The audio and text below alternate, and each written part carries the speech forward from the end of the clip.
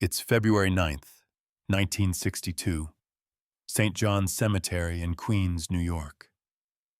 Outside the chapel, a massive crowd of over 2,000 people is freezing in the bitter cold. It's a sea of black coats, suits, and dresses, with white clouds of breath vanishing into the gray winter sky. Inside, the heavy hitters of the American underworld have gathered to bury a legend. The man in the casket is Lucky Luciano. He's the architect of modern organized crime, the genius who turned street brawls into a corporate empire and brought order to the chaos. But don't let the somber mood fool you. This isn't just a funeral, it's a setup. Hidden within that crowd of 2,000 mourners are 12 contract killers. They're soldiers loyal to Vito Genovese, a man currently rotting in a federal cell, but still pulling the strings from the inside. They're packing heat under those heavy winter coats, and their orders are crystal clear. The moment Carlo Gambino, the most powerful don in New York, steps up to the podium for the eulogy, they are to gun him down. Right there in front of 2,000 witnesses and every major crime family in the nation. They plan to do it in front of the cameras, the FBI, and the press. It's poised to be the most brazen hit in Mafia history, a message so loud that nobody would ever doubt who really wears the crown. There is just one snag in the plan. Bumpy Johnson knows it's coming, and what he pulls off in the next 90 minutes won't just keep Carlo Gambino breathing. It's going to permanently shift the balance of power between the streets of Harlem and the Italian mob. This is the story of how Bumpy Johnson played the five families for fools without squeezing a single trigger. To get why that frozen February morning matters, you have to understand the void Lucky Luciano left behind. His death created a power vacuum that almost drowned New York in blood. Born Salvatore Lucania in Sicily back in 1897, Lucky hit American shores as a kid with zero money, armed only with ambition and a total refusal to play by society's rules. He climbed the ladder of New York's underworld using a mix of brutality and brilliance that put every other gangster of his time to shame. By the early 1930s, Luciano did something nobody else could pull off. He stopped the wars. For decades, rival crews had been butchering each other over turf, petty insults, and business deals gone wrong. It was a bloodbath. The Castellamarese War alone had stacked up dozens of bodies, made men and bosses alike. The chaos was bad for everyone, bad for survival and terrible for business. Luciano saw the bigger picture. He established the Commission, a governing board for the five families to settle beefs with words instead of bullets. He ran organized crime like what it really was, a business. A massive, illegal, cutthroat corporation, sure, but a business all the same. He turned a slaughterhouse into an empire. For that, he became the closest thing the mob ever had to a founding father. But in 1936, the law caught up. Federal prosecutors nailed him on forced prostitution charges a lot of people thought were trumped up, and slapped him with a 30 to 50-year sentence. Then came World War II. Uncle Sam had a major problem. Nazi U-boats were sinking Allied ships right off the American coast. Saboteurs were eyeing the New York waterfront, the most critical port in the country. The military was desperate, so they made a deal with the devil, Lucky Luciano. From his prison cell, Luciano snapped his fingers. His longshoremen became the eyes and ears of naval intelligence. Any suspected spy was spotted and handled. The waterfront remained locked down tight for the entire war. Luciano thought he was buying his freedom. Instead, he got exiled. In 1946, the government let him out just to deport him back to Italy. He spent the last 16 years of his life watching his machine run from across the ocean, respected, consulted, and feared, but banned from the kingdom he built. Then, on January 26th, 1962, Lucky Luciano dropped dead at Naples International Airport from a heart attack. He was 64. In a rare move for a deported felon, The Italian government agreed to ship his body back to the States for burial. The service was set for February 9th at St. John's Cemetery. Attendance wasn't optional. Every major player in the life had to be there. Skipping Lucky's send-off would be a mortal insult. Carlo Gambino, head of the city's biggest family, was tapped to give the eulogy. This was more than a speech. It was a coronation. It was a public signal that Gambino was the new boss of bosses, the heir to Luciano's legacy. But not everyone was on board. Vito Genovese was sitting in a cell at the Atlanta Federal Penitentiary. He was doing 15 years for heroin trafficking, but prison walls had never stopped Vito from running his crew. He was still sending orders through couriers. He still had soldiers on the street ready to kill. And he believed, with the arrogance of a man who'd murdered his way to the top, that he, not Carlo Gambino, deserved to be at that podium. Genovese had been Luciano's right hand in the glory days. When Lucky went away in '36, Vito expected to take the reins. Instead, Lucky picked Frank Costello.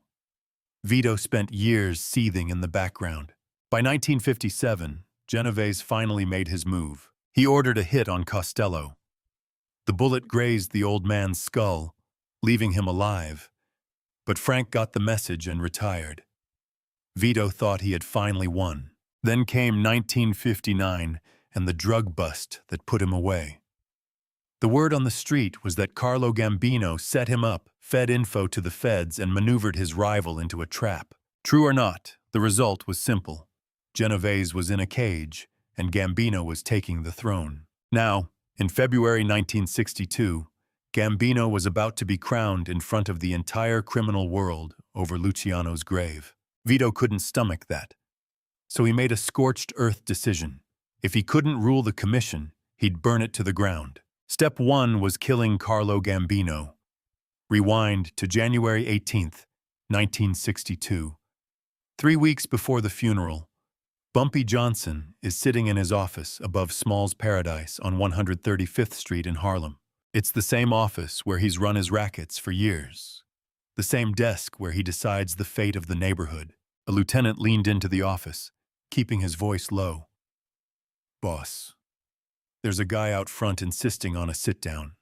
Claims it's a matter of life and death. Won't give a name, Italian. Looks like he's about to vomit." Bumpy didn't look up from his papers. "Show him in." The kid who shuffled in was a rail-thin mess in his early 30s, hiding a $1,000 suit under a bargain bin trench coat. Bumpy clocked him the second he crossed the threshold. Vincent the Vulture Calabrese, a low-rent soldier for the Genovese crew who bullied shopkeepers in East Harlem for pocket change. Small fry. A total zero on the street. But 3 years back, Vinny had been swept up in a raid on a numbers joint. If the boys in blue had patted him down right, they'd have found $12,000 in dirty cash bricked up in his lining. That was a one-way ticket to a concrete box for a decade. But Bumpy had been there. He'd seen the heat closing in and made a split-second call. He'd claimed the kid was with him. The cops, knowing better than to start a war with Bumpy Johnson over some shivering nobody, let Vinny slide. The kid had been living on borrowed time and gratitude ever since. Today, he was here to settle the tab. He collapsed into the chair opposite Bumpy, hands shaking like a leaf in a storm. "Spit it out," Bumpy said, his voice flat.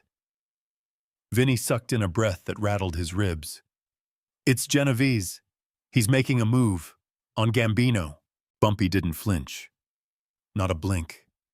Not a twitch. He just let the silence hang in the air. Vinny cracked, words tumbling out like a broken dam. At the funeral, Luciano's service, they got 12 shooters locked and loaded. He looked Bumpy dead in the eye, the first time he'd shown a spine since walking in. Bumpy dissected him, searching for a lie, a hustle, a trap. Finding none, he opened a drawer, grabbed a thick envelope of bills, and slid it across the mahogany. "Take a train," Bumpy ordered. "Go west. Don't stop until you hit the ocean. We're square." Vinny clutched the cash, eyes brimming with tears. He didn't speak. He just stood up, turned, and vanished into the Harlem shadows. Bumpy sat in the stillness of his office long after the door clicked shut. The easy play was right there. Pick up the receiver, call Gambino, drop the intel, let the Italian families tear each other apart. Gambino would owe him a heavy favor, but easy wasn't smart. Calling it in made him look soft, like he needed their shield, like he was an errand boy for the 5 families instead of a king in his own castle. Worse, it smacked of snitching. In Bumpy's world, that tag was a toe tag. No, Bumpy Johnson didn't tattle. He fixed things, and the clock was ticking. He had exactly 3 weeks to the funeral. An average boss would have panicked, called in the cavalry, maybe tried to get the service canceled, but Bumpy operated on a different frequency. He knew the one truth about power that the others missed. Whoever holds the secrets holds the crown. Genovese's hit squad thought they were invisible. They thought they had the element of surprise locked down. They figured they'd waltz into that chapel, take their marks, and paint the walls without anyone lifting a finger. But Bumpy knew. And that card was worth more than an army of soldiers. Over the next 21 days, Bumpy orchestrated a symphony of moves so quiet, so delicate. Even his inner circle didn't see the picture until the paint was dry. Phase 1. The Trojan Horse. Bumpy tapped Marcus Henderson, an old friend who ran a funeral parlor uptown. A clean business. But Marcus knew the streets. "I need you to farm out some staff for a gig," Bumpy told him. "What gig?" "Luciano's send-off. I need drivers, pallbearers, ushers, guys who can fade into the wallpaper but keep their hand on the trigger if it goes sideways." Marcus didn't blink. He'd ridden with Bumpy for 20 years. He didn't ask for a map. "How many bodies?" 8. 7 days later, 8 of Bumpy's sharpest tools were on the payroll for the funeral. Same black suits, same somber faces. To the world, they were just hired grief, invisible, irrelevant, but their eyes belonged to Bumpy. Phase 2. Smoke and mirrors. Bumpy rang up Father Michael O'Brien, a priest who'd been saving souls in Harlem for 2 decades. Back in the riots of the 40s, when the city was a tinderbox, Bumpy's crew had formed a wall around O'Brien's parish. They stood guard while the blocks burned. The church didn't lose a single brick, the father remembered. "Padre, I'm calling in a marker, a big one. I need you at St. John's on February 9th, by the chapel doors. When you see my signal, I need a scene. Something that turns every head for 10 seconds. The priest didn't ask why. He'd learned long ago that sometimes God's work required the devil's help. He just nodded. Phase 3. The blueprint. This was the linchpin. Genovese's 12 gunners would have assigned seats, close enough to drop Gambino, scattered enough not to look like a firing squad. Bumpy needed their coordinates. He couldn't go scouting himself. A boss at a funeral home before the body arrives screams, "Set up." So he sent a phantom, Claudette, one of the crown jewels from Madame Stephanie's organization. Tall, poised, the kind of woman who made you feel underdressed just by looking at you. She glided into the funeral director's office in mourning blacks and pearls, spinning a sob story about being Lucky Luciano's distant cousin, desperate to check the family seating. The director, sweating at the chance to impress a Luciano relative, opened the books wide. Claudette scanned the chart. It took her 30 seconds to memorize the grid. Seat numbers, sight lines, exits. By dusk, Bumpy had a hand-sketched map of the kill zone on his desk. He knew exactly where the 12 executioners would be perched. Phase 4. The reversal. 48 hours before the service, under the cover of a pitch-black chapel, Bumpy's crew went to work executing a silent switcheroo on the seating charts. The 12 prime spots reserved for Genovese's hit squad, perfect vantage points with a clear shot at the stage, were quietly given away to harmless mourners. We're talking sweet old grandmothers, distant cousins, and low-level nobodies, who wouldn't know a pistol from a prayer book. As for the killers, they were banished to the nosebleed section, split up, and sandwiched between strangers in the back rows. By the time February 9th rolled around, the assassins were walking into a cage Bumpy had already locked, and they wouldn't have a clue until it was too late. February 9th, 1962, broke with a sky like cold iron. By 9 in the morning, more than 2,000 souls choked the streets outside St. John's Cemetery. Paparazzi swarmed the curbs, while feds camped out on rooftops, snapping surveillance photos of every mug that walked by.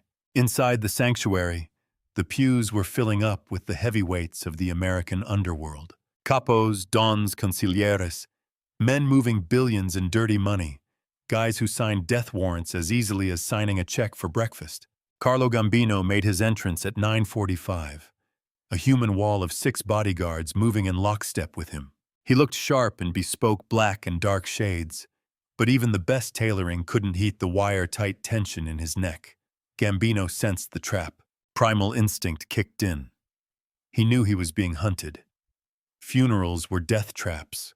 Too many enemies in close quarters, too much chaos to control.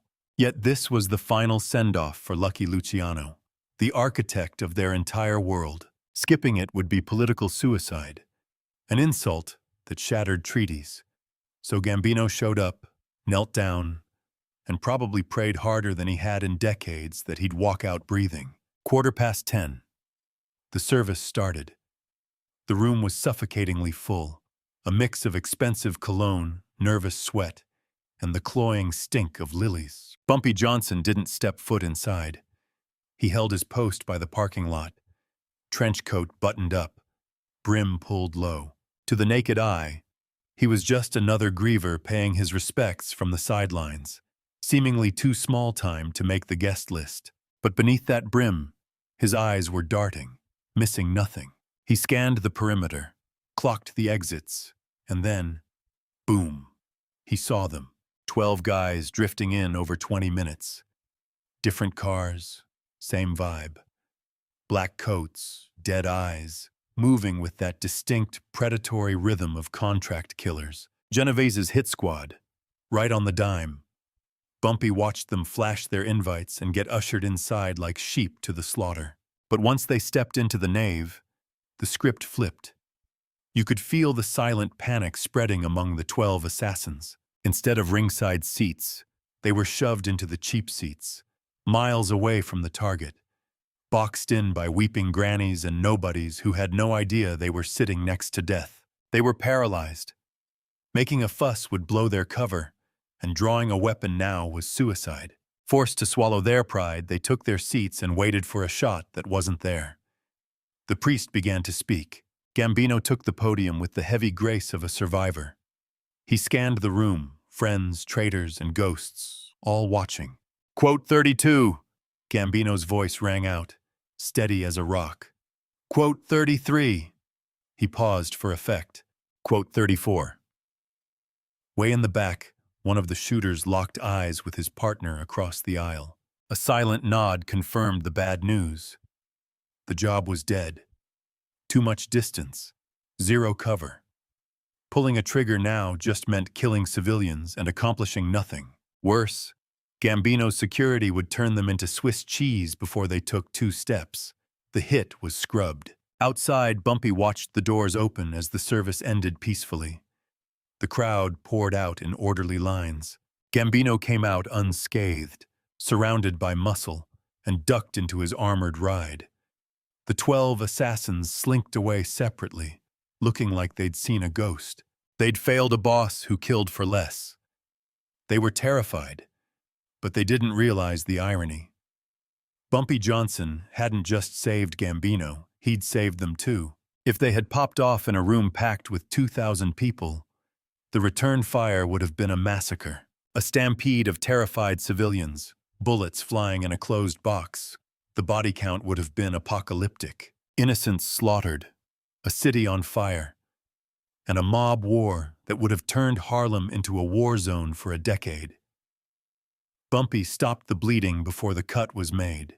No bullets, no bodies. Just pure intellect, a chessboard strategy, and 3 weeks of shadow work nobody saw coming. 3 days later, Bumpy got the nod. Short and sweet.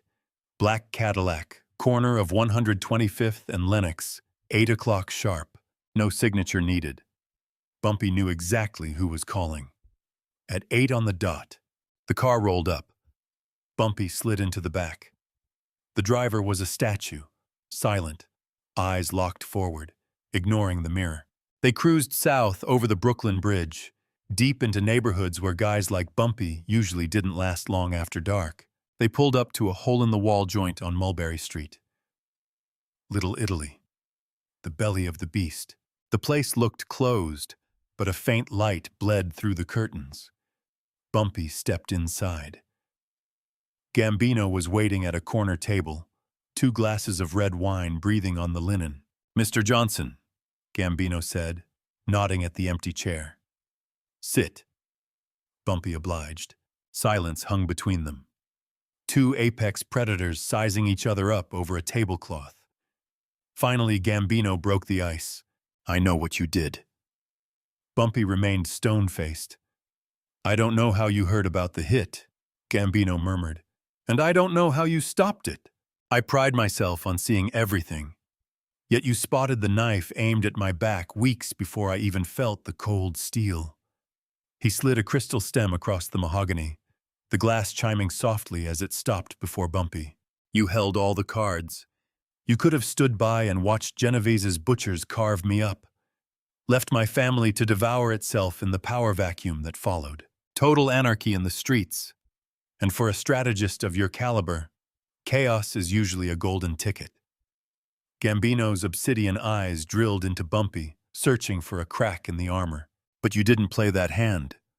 Why?" Bumpy didn't flinch. His tone was ice-cold, steady. "Because my streets don't need your blood spilling into the gutters.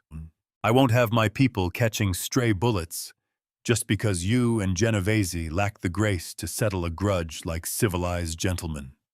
A slow, deliberate nod came from the dawn.